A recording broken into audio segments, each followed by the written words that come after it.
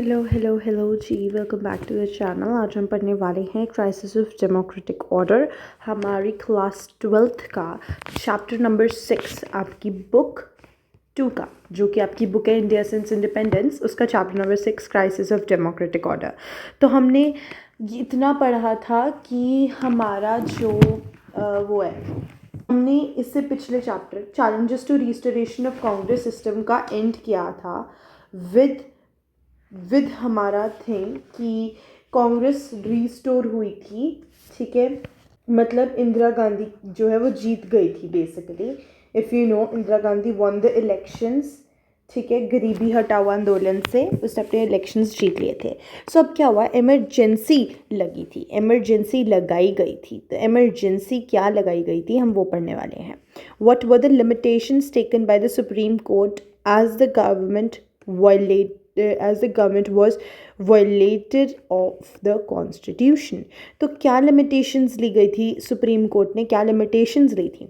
The Congress party took the position that the stand of court was against principles if democracy and parliamentary supremacy।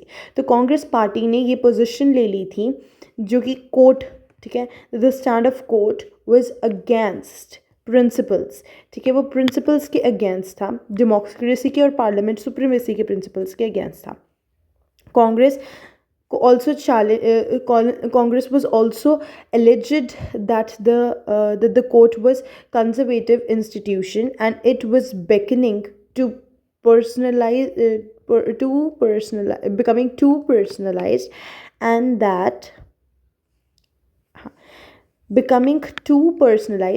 that the court was a conservative institution and it was becoming an obstacle in the way of implementing pro-poor welfare programs। तो कांग्रेस जो थी वो इतनी ज़्यादा alleged हो गई थी कि जो कंजर्वेटिव इंस्टीट्यूशंस थे ना, वो भी बहुत ज़्यादा पर्सनलाइज्ड बनते जा रहे थे और गवर्नमेंट बहुत कंजर्वेटिव होती जा रही थी। गवर्नमेंट एक कंजर्वेटिव इंस्टीट्यूशन बन गई थी and it was becoming an obstacle in the way of implementing pro poor welfare programs. ठीक है, प्रो पुअर वेलफेयर प्रोग्राम्स जो है वो चला रहे थे। The parties oppose to Congress felt that the position was becoming to personalized and that the governmental authority was becoming being converted into personal authority। जो parties Congress के खिलाफ थी, जो ऑपोजिशंस थी उस टाइम की, वो ऑपोजिशंस ये सोच रही थी, ऑपोजिशंस ये बोल रही थी कि जो हमारी गवर्नमेंटल अथॉरिटी है ये बहुत ज़्यादा पर्सनलाइज हो रही है और ये एक पर्सनल अथॉरिटी में जो है बन रही है। The split in the Congress had sharpened the divisions between Indira Gandhi and her opponents। तो जो कांग्रेस में स्प्लिट हुआ था, इफ़ यू रिमेंबर, दो पार्टीज बनी थी, Congress O Congress R. Congress O syndicates की कांग्रेस थी और कांग्रेस आर इंदिरा गांधी की कांग्रेस थी। ठीक है, तो ये दो हमारी कांग्रेस जो है वो बनी थी। तो ये स्प्लिट जो हुआ था ना, इसकी वजह से इंदिरा गांधी और उसके ओपोनेंट्स में बहुत ज़्यादा डिविजन्स आ गई थी और बहुत क्लियर एंड ट्रस्ट डिविजन्स आ गई थी। ठीक है, इकोनॉमिक कॉन्टेक्स्ट क्या है इसमें? In the elections of 1971 Congress had given the slogan of गरीबी हटाओ रिमूव पॉवर्टी। तो कांग्रेस ने इस इलेक्शन 1971 के इलेक्शन में गरीबी हटाओ का जो स्लोगन है, जो वो है, वो दिया था। ठीक है, बांग्लादेश, तो इसमें क्या हुआ था, गरीबी हटाओ में social economic condition did not develop much after 1971 to 72। इसके बाद भी सोशल इकोनॉमिक कंडीशन इतनी अच्छी नहीं हुई। Even though Indira Gandhi was in the slogan गरीबी हटाओ, उसके बाद भी इतनी अच्छी कंडीशन नहीं रही थी। तो हमारा हुआ बांग्लादेश क्राइसिस के बाद तो और क्या कहते हैं ना, और फेमीन्स आने लग गए थे और जो है भुखमरी होने लग गई थी बेसिकली। ठीक है, इस बांग्लादेश क्राइसिस ने बहुत ज़्यादा इंडिया की इकोनॉमी पे स्ट्रेन डाला था। वो कैसे? After war US government stopped all aid to India पे सारी एड यूएस गवर्नमेंट ने छोड़ दी थी। ठीक है, this led to increase in prices of commodities. सब चीज़ें इंक्रीज़ हो गई थी 23% 1973 में, 1974 में % इंक्रीज़ हो गया था सब। इन्फ्लेशन की वजह से लोगों को बहुत मुश्किल आ रही थी। It cause hardship to people. Non Congress opposition parties were able to organize popular protest effectively. जो नॉन कांग्रेस अपोजिशन पार्टीज़ थी उन्होंने सोचा कि अब हम करेंगे प्रोटेस्ट्स, ठीक है, अब हम करेंगे प्रोटेस्ट्स और अब जो भी हो हम इंदिरा गांधी के खिलाफ खड़ेंगे ताकि ये पावर से हट जाए। Because all the opposition parties wanted was to remove Indira, ठीक है, तो रिमूव इंदिरा जो उन्होंने स्लोगन चलाया था कि इंदिरा गांधी को हटाओ, इंदिरा हटाओ, जो उन्होंने स्लोगन अपना चलाकर उन्होंने अपना ग्रैंड अलायंस बनाया था, जो भी था, है ना, तो उनका मेन मोटिव तो इंदिरा गांधी को ही हटाना था ना। एंड अब तो ये पॉवर्टी जो उसने गरीबी हटाओ का उसने वो करके वो इलेक्शन जीती थी, उसके बाद वो हट नहीं रही थी गरीबी, तो अब उनके पास एक वो हो गया था, दिस हैपन्स अगर if you are in politics, ठीक है, तो तुम्हें पता होगा ये चीज़, ठीक है, या if you know more about politics, so there is this thing, okay, there is this thing कि अगर ये हम जो रूलिंग पार्टी होती है ना और एक तुम्हारी होती है ऑपोजिशन पार्टी, ठीक है, तो ये जो ऑपोजिशन पार्टी होती है ना वो बस वेट करती है कि रूलिंग पार्टी कोई ऐसा काम करे कि हम उसको टोकें और वो पावर से हट जाए। This is what they do, right, तो ये होता है। So increase in the activities of Marxist groups की एक्टिविटीज़ इंक्रीज हुई थी, जिनको मार्क्सिस्ट लेनिनिस्ट्स कहते थे या फिर मेओइस्ट्स बोलते हैं अब, और इनको नैक्सलाइट्स भी कहा जाता है। इसी से आपका एक नैक्सलाइट मूवमेंट जो याद करो हमने पढ़ा था नैक्सलाइट मूवमेंट के बारे में, तो वो इसी में से इन्हीं लोगों ने करवाया था, मार्क्सिस्ट ग्रुप्स ने करवाया था, मार्क्सिस्ट लेनिनिस्ट्स ने करवाया था। गुजरात एंड बिहार मूवमेंट्स हमारा नेक्स्ट टॉपिक। गुजरात और बिहार में भी मूवमेंट्स होने लगे थे, स्टूडेंट्स प्रोटेस्ट करते थे गुजरात और बिहार में। सो पहले हम चलते हैं गुजरात की तरफ। तो स्टूडेंट्स ने 1974 जनवरी 1974 में अपने क्या कहते हैं एजिटेशन स्टार्ट करी against the rising prices of food grains, cooking oil and other essential commodities against the corruption in high place. तो जो भी बच्चे थे उन्होंने राइजिंग जो फूड प्राइस बढ़ रहे थे, ग्रेन्स के प्राइस बढ़ रहा था, कुकिंग ऑयल का प्राइस बढ़ रहा था, जितनी भी एसेंशियल कमोडिटीज़ उनकी ज़रूरत की चीज़ें थी उनके प्राइस बढ़ रहे थे, and against corruption in high places, ठीक है, तो उसके खिलाफ उन्होंने अपने जो एजुटेशन है मास मूवमेंट्स जो हैं वो शुरू कर दिए थे। मोरारजी देसाई कांग्रेस ओ का लीडर था, announce that he would go on an, तो इन्होंने मोरारजी देसाई को ले लिया था। मोरारजी देसाई ने क्या किया ना, ये क्योंकि कांग्रेस ओ का लीडर था, कांग्रेस ओ ओल्ड कांग्रेस सिंडिकेट्स की कांग्रेस का लीडर था, तो इसने क्या कहा ना, इसने अनाउंस कर दिया कि एक इनडेफिनाइट फास्ट पे चला जाएगा, अगर इलेक्शंस नहीं होते हैं गुजरात में तो ये इनडेफिनाइट फास्ट पे चला जाएगा। एंड इसकी इस फास्ट वाली चीज़ की वजह से और स्टूडेंट्स के एजिटेशन की वजह से assembly elections held in Gujarat in June 1975 and Congress was defeated. Obviously तो होना ही था, कांग्रेस को हराने के लिए ही वो इलेक्शंस बनाए गए थे एंड कांग्रेस हार गई, ठीक है। 1974 में बिहार में मूवमेंट हुआ था। 1974 में students in Bihar started a movement against rising prices, unemployment and corruption. They invited Jayaprakash Narayan, ठीक है, बिकॉज मूवमेंट में जो गुजरात में मोरारजी देसाई ने हेल्प करी थी, वहीं अगर हम बिहार की बात करें तो बिहार में जयप्रकाश नारायण ने हेल्प करी थी। ही वॉज सपोर्टेड बाय भारतीय लोक दल, सोशलिस्ट पार्टी एंड अदर्स। काफ़ी सारी पार्टीज ने इसको सपोर्ट किया था। नेक्स्ट क्वेश्चन आता है और उसके साथ हमारा नेक्स्ट टॉपिक भी आता है, what was the conflict with judiciary during the time of emergency. क्या कॉन्फ्लिक्ट था? 3 कॉन्स्टिट्यूशनल इश्यूज थे जो इमर्ज हुए थे।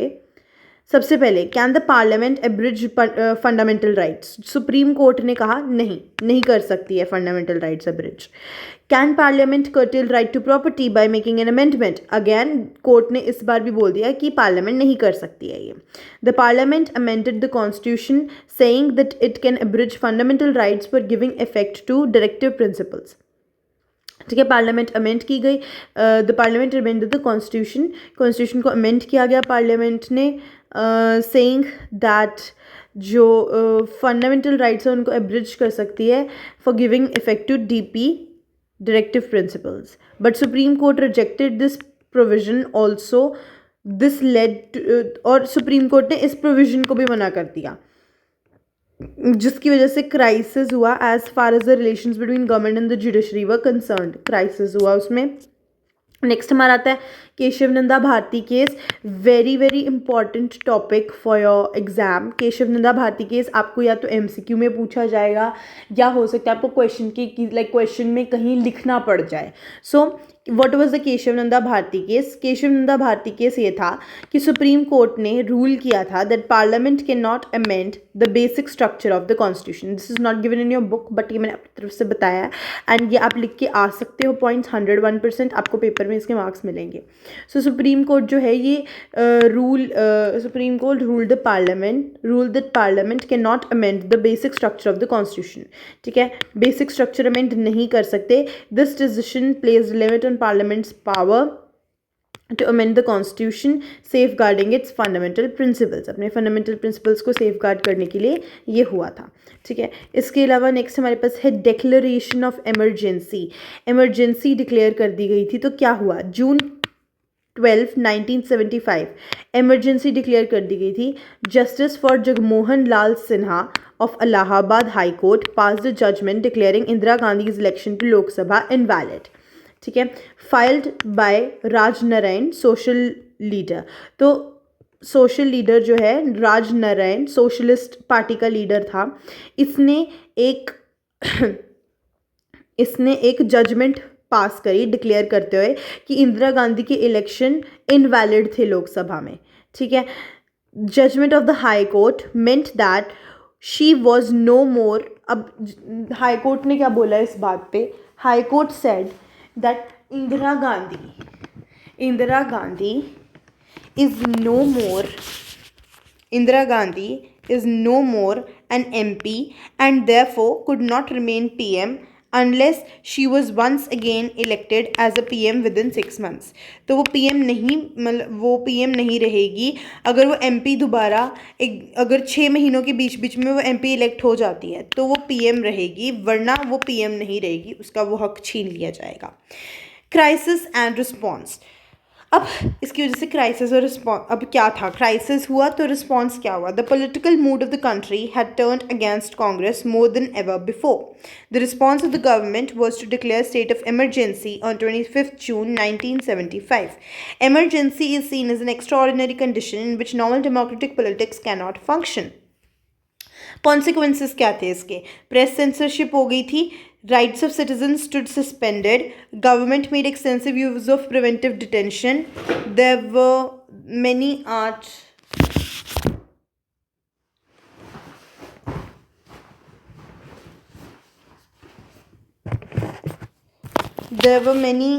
acts of dissent and resistance to emergency. Newspapers like the Indian Express and the Statesman protested against censorship। इन्होंने protest कैसे किया था? जो से ये ना न्यूज़पेपर लिखते थे, ठीक है, एंड जहाँ जहाँ पे क्या कहते हैं सेंसरशिप हुई होती थी ये उस एरिया को ब्लैंक छोड़ देते थे। ये ब्लैंक छोड़ देते थे एरिया, फिर लिखते, फिर यहाँ पे कुछ हो गया तो ये वाला एरिया इन्होंने छोड़ दिया ब्लैंक। तो ये ऐसे करते थे, ठीक है। फिर अपना ये ऐसे इन्होंने प्रेस सेंसरशिप का प्रोटेस्ट किया था। Such open acts of defiance and resistance were rare. 42nd amendment was also passed during emergency। Emergency के टाइम में 42nd अमेंडमेंट भी पास हुई थी। लेसन्स हमें इमरजेंसी से क्या सीखने को मिलते हैं? Brought about both weaknesses and strengths of the India's democracy. It brought some ambiguities regarding emergency provision in constitution that have been rectified since। It made everyone more aware of the value of civil liberties। Politics after emergency। Emergency खत्म हुई तो क्या politics थी? The opposition fought with the slogan of safe democracy। oppositions फिर लड़ने लग गई थी safe democracy के नारे से। लोकसभा इलेक्शंस 1977 में, January 1977, after 18 months of emergency, the government decided to hold elections। Elections were held in March 1977। Opposition parties came closer in pre-emergency period और इन सब ने मिलके ईव पर एक नई पार्टी फॉर्म कर ली जिसका इन्होंने नाम रखा जनता पार्टी। लीडर जो जनता पार्टी थी इसका लीडर कौन था? जयप्रकाश नारायण, ठीक है। Some of the Congress leaders formed a party.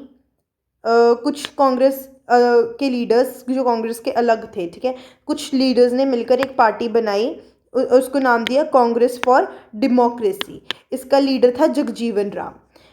Formation of Janata Party ensured that the non-Congress votes would not be divided. It was evident that the going was tough for Congress.